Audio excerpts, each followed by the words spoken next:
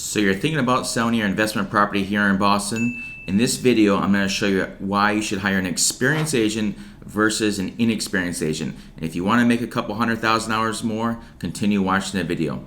I've had the great fortune in my 20-year real estate career to help a significant amount of sellers, possibly like yourself, to actually net hundreds of thousands of dollars more than hiring an inexperienced agent. Stay tuned for more.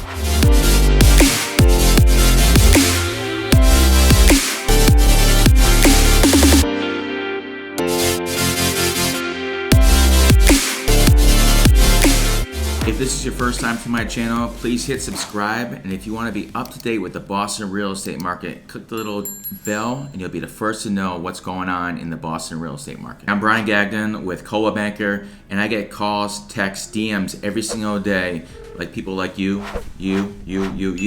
So I'm here to help you, so please reach out to me. Happy to help. So I imagine if you're still watching this video, you're very curious on how you can actually net a couple $100,000 more versus costing you a couple $100,000 more. So selling a multi-family investment property is a lot different than selling a traditional single family or condo here in Boston.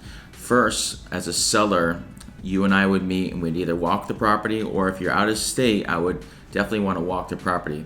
Once I'm walking the property, I definitely want to see a couple of things. Is the property deleaded? Does it contain lead?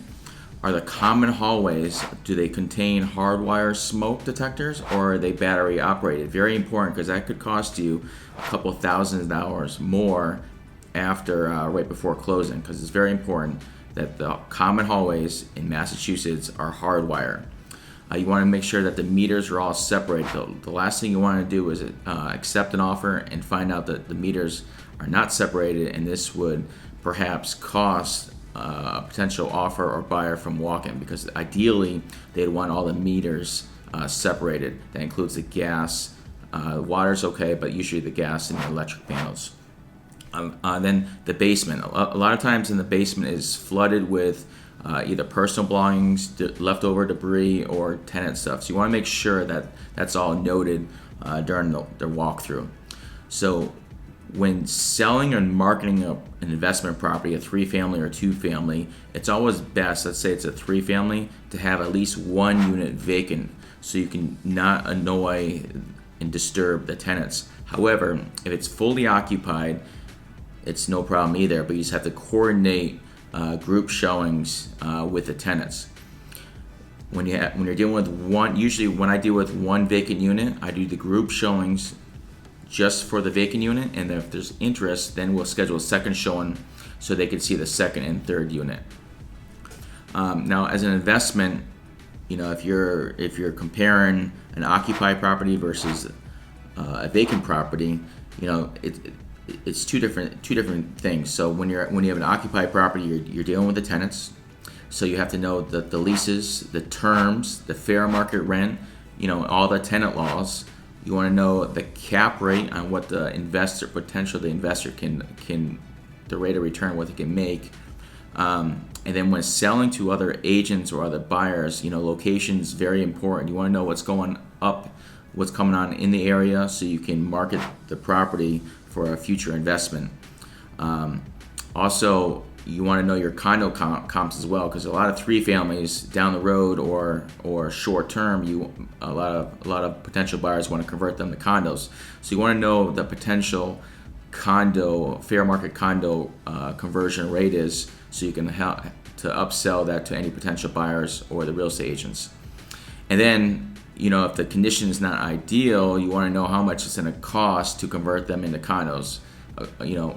Kitchen, bathrooms, flooring, electrical, all that stuff. You want to know the costs up front. So if a potential buyer is walking through the property, you could just, say, needs a new kitchen, new bathrooms. That would cost you roughly $40,000-$50,000, and they could see the value in that, especially what is going on in the area, and it could be a very solid investment for any potential buyer or seller.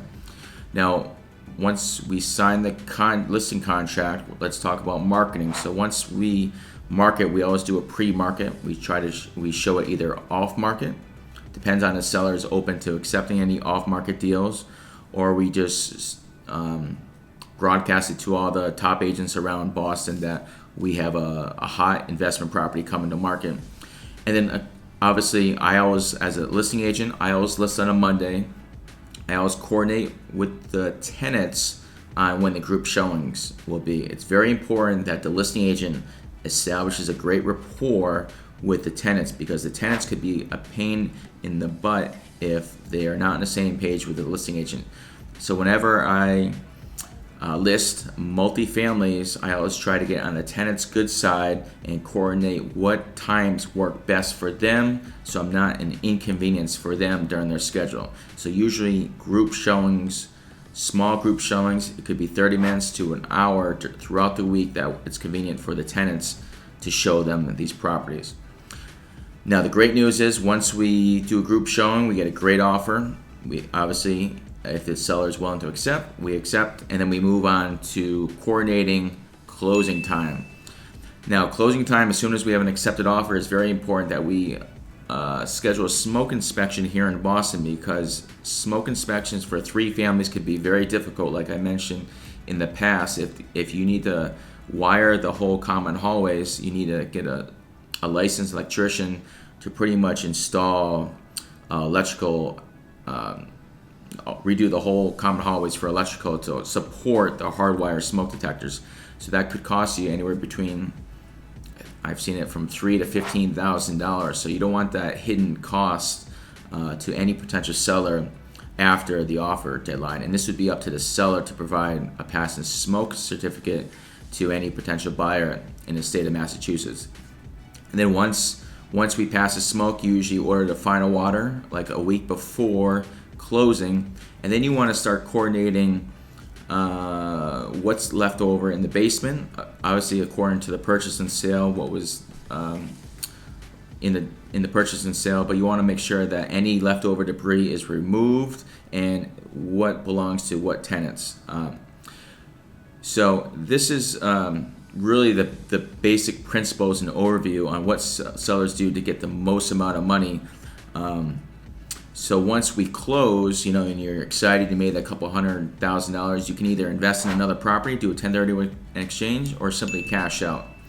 Now, if you have any questions, I know this is a quick video overview on selling investment properties versus selling a traditional condo or single family. It's very different, as I mentioned, all the things I did mention in the past. So any questions, feel free to DM me, text me, call me. I'm here to help you answer any questions that you might have with the Boston real estate market. Thank you.